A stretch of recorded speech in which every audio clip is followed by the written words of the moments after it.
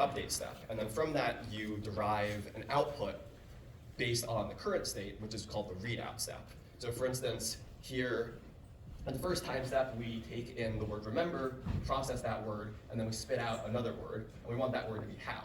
And then the next time, we just output how. So we're going to take how as input, update again, and then output another word, and we hope that's transformers in this case. Right?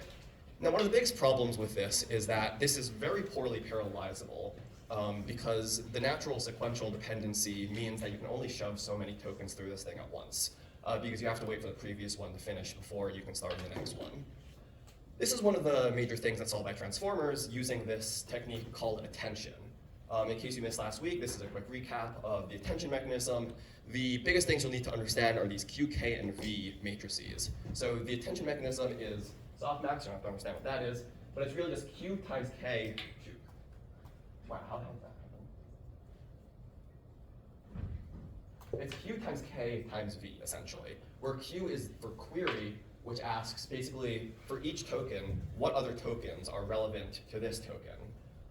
Then key is like, I am relevant if my content matches your query, if you think of it sort of like as Google search or database lookup. And then the value is just the value that that key contributes when it is found relevant. So you can sort of think of this like Google search, where Q query is your Google search, K are the links that come up, and then the values are the web pages that get returned. Right? So you're looking for these key value pairs in almost a sort of database lookup. This is just a way of sort of mathematically formalizing that.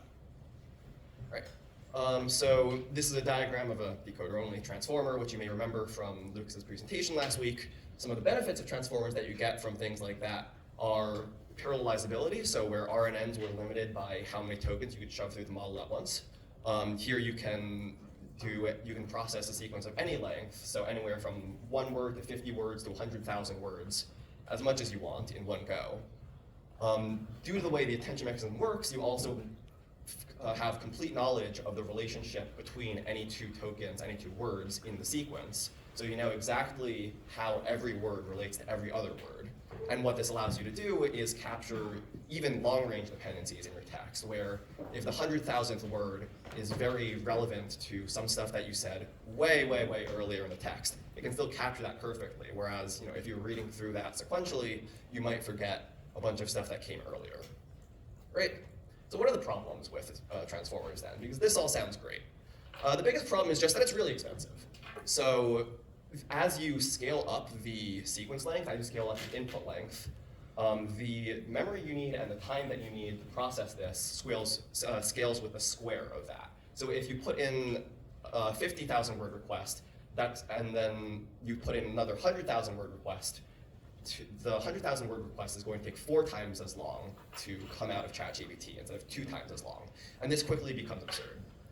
Right? So ideally, we want this to scale as close to linearly as possible, or even sublinearly if we can, right? So that it doesn't take so much longer to increase our input length, because then what ends up happening is that as you keep talking to chat, the time it takes for each successive output takes longer and longer and longer until it takes like literally an hour for you to get anything from chat, and that's just like, not a good user experience, right?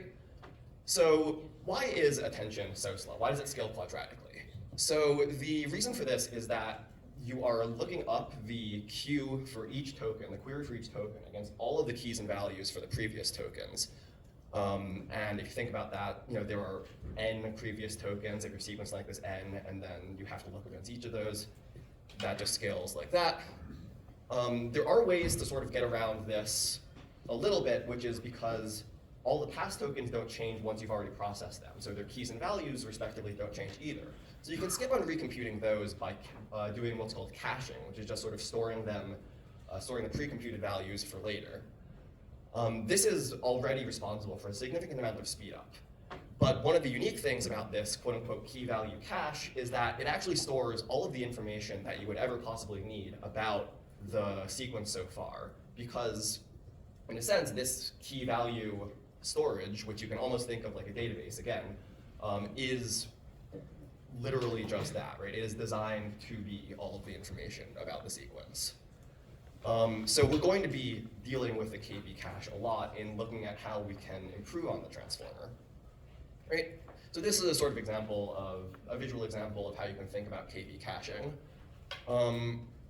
So the reason why transformers scale quadratically is that there's one k and one v vector for each token in the sequence. And of course, as you add tokens, as you add words, as you increase the length of your input, you just keep adding k and v vectors. And so this just grows forever until you eventually run out of memory. So it gets really expensive. And so this puts a practical upper bound on how long you can talk to chat for in one chat, right? So ideally, we want this not to be the case, and we want it to be relatively cheap no matter how long you talk to chat for. Because suppose you want to upload like an entire book, right? Or you want to upload like 10 books. You don't want that to take necessarily so much longer than if you just asked it like, hey, what's the capital of the United States?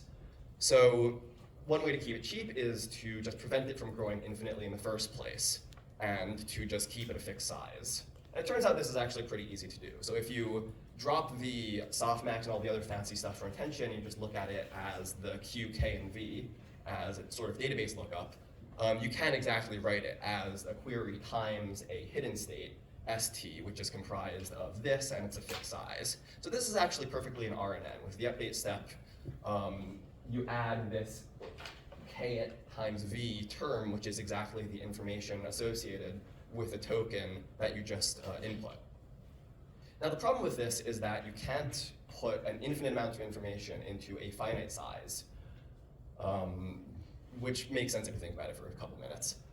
And so if you just keep adding and adding and adding and adding and adding, then eventually your entries are going to blow up to infinity. And this is really bad because generally computers are not good with handling infinity.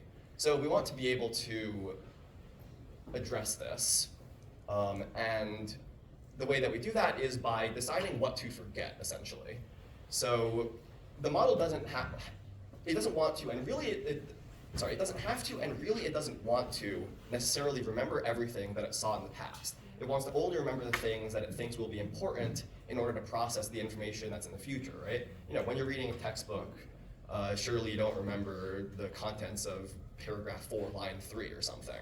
But you do remember the big ideas. And so you want to be able to selectively remember only the things that are actually important and then free up space for the other things. So how do we do that mathematically? One way is just sort of to decay the entire state by a scalar, right? So just multiply everything by something less than 1 so that all of the values slowly decrease to 0. But this is really blunt because this means that we forget everything at sort of an equal rate, whereas really we'd like to remember the important stuff and then forget the unimportant stuff. So one way you can do that is by allowing the decay term to depend on the input so that the model knows how much to decay everything by. And then another way is to allow the decay to be vector valued. So you can, instead of decaying the entire state by the same amount, you can decay sort of different information channels within the state by different amounts so that you have a little finer grain control over what you remember and what you forget. Now the problem with this still is that decay is still a very, very blunt tool because it's only a scaling factor with respect to the values you already had and not necessarily the value you're trying to put in, right? And so fundamentally what we'd really like to do is, if you go back to that sort of database analogy for transformers, is if you have some value stored at a particular key, in order to put a new value at that key, you have to remove part of the value that was previously stored there to quote unquote make space, right? And it turns out that people had already solved this all the way back in like 1960, which was crazy when you think about how neural networks didn't even really start until like the 1940s, 1950s. So this is closer to like the dawn of the field than it is to today by a very long shot. And so this is called the delta rule. And the update step that they have there is parameterized by this, where they have a removal term colored here in orange, which removes something proportional to the original key before they add the replacement term, which is this here, which you'll remember from previously up here. So if we combine those two together, we get what's called a generalized delta rule, where we have both vector decay to allow different channels to decay at different rates, and this removal term that allows us to selectively forget things that we want to when we don't need them anymore before we add the new information there, right? Yeah, and so back to that original point I made about RNNs not being parallelizable.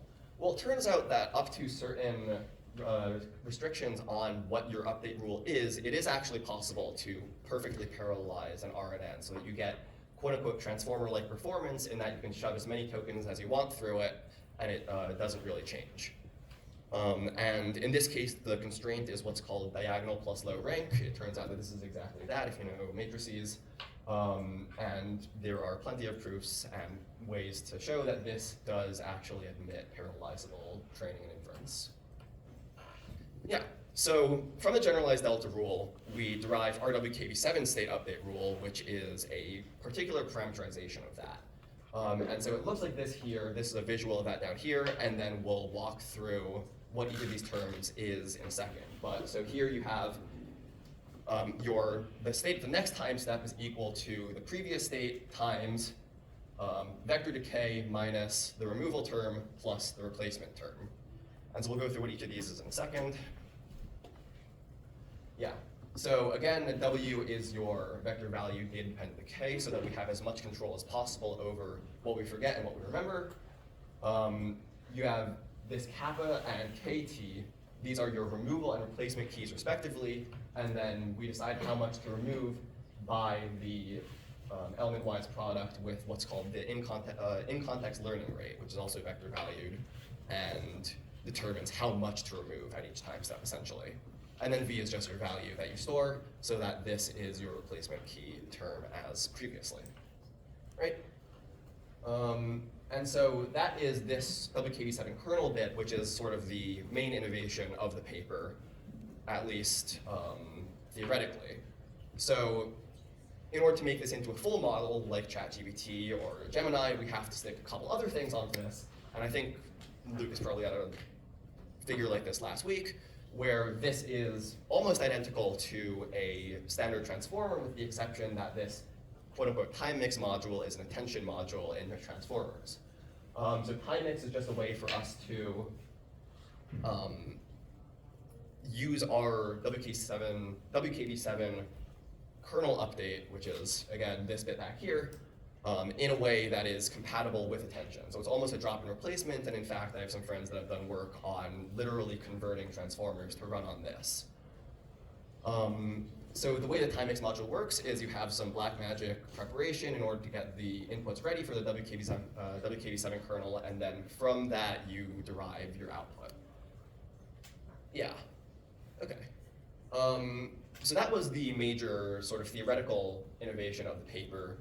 As far as other contributions go, we also compiled and released a 3.119 trillion token data set, which was at the time the largest openly available high quality data set for training LLMs, openly available and, I forget the word, it's like permissibly licensed or whatever.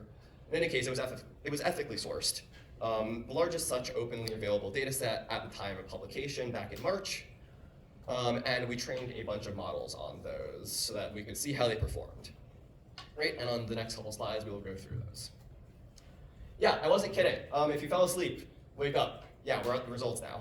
So as a sort of summary, what we've done so far is we've derived an RNN that looks like a transformer in the sense that it gets parallelizable training and inference, so it can go really fast, but you still get the constant size and time benefits of an RNN, right? So now we ask, how does it stand up against transformers? Because the claim was we're going to make it better, faster, and cheaper. Can we actually make it better, faster, and cheaper? And the answer is yes. So these are graphs of the amount of time, basically the amount of time it took to train the model versus its performance on a suite of English and multilingual data sets, respectively. We are the red line here, as well as the orange dotted line over there. Generally, you want to be up and to the left on these graphs. Left because that means you train for cheaper and for less time, and up because that means you're more accurate. And you can see that compared to the state-of-the-art transformer bench lines at these sizes at the time, which are Small M2 and Alibaba's Quen 2.5, these are very soundly up and to the left, right? And the same goes if you compare instead of by amount of money and time it took to train, if you instead compare against just pure model size, again, up and to the left relative to all of our baselines, right? And then some other results. So, I mentioned at the beginning that attention scales quadratically as a function of your sequence length. If you look at this yellow curve, that's basically a parabola. So perfect example of quadratic scaling, whereas RDKV7 scales linearly as a function of sequence length, right? Again, lines. And then there's one more contribution of the paper, which is that we show that this is outside the complexity class TC naught, which frankly I don't even really understand. That was like someone else did that. But this just means that RDKV7 has more diverse and expressive internal representations than transformers, which means that it can essentially solve more problems from a theoretical standpoint. Okay, so from these previous slides, we saw that it's better, that it's cheaper, and here that it's faster, because the line is lower. So yeah, we have successfully derived that it's better generally. Right, okay, yeah, that's that. I want to thank the Journal Club and PCR staff, particularly Eric Chen and Mr. Maxwell. I want to thank Daniel Bo, Richung, Stella, Songlin, and Alex for their advice and mentorship throughout this process, and the Google TRC for computational resources. Yeah, right. So next week, Colin will be presenting on, I don't even want to try and say that. Yeah, so show up next Thursday, 8 a.m. for this. Questions? I'll be there.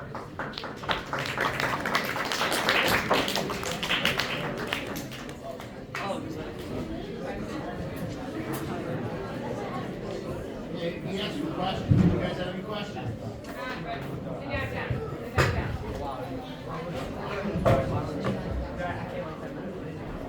Oh, yeah.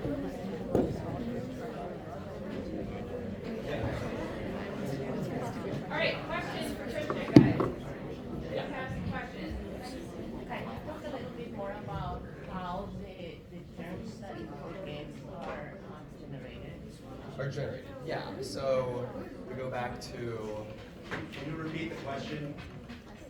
yeah, can you talk a bit more about how the terms that makes it forget are generated? So that's this bit right here. So this is purely an addition term. So these are your two distinct decay terms, your removal terms, which are the decay and the removal. So here, from the removal key k, we derive a replacement key kt by kappa t by passing it through a small MLP, multilayer perceptron. From that, we do the element-wise product of the removal key with the in-context learning rate to get a vector of that shape, and then we take the outer product of that with itself to make it into a d by d matrix, which we then subtract from the diagonal matrix that is formed by the decay term, which is also obtained by passing the input through an MLP.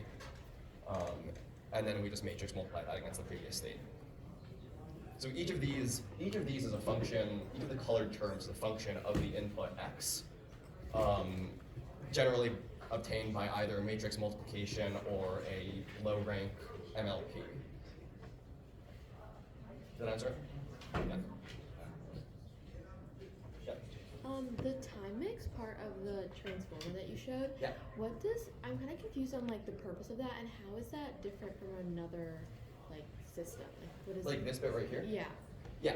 So the best way I can explain the difference between this and this is that this is used for mixing information across time, and this is used for mixing information across like different information channels.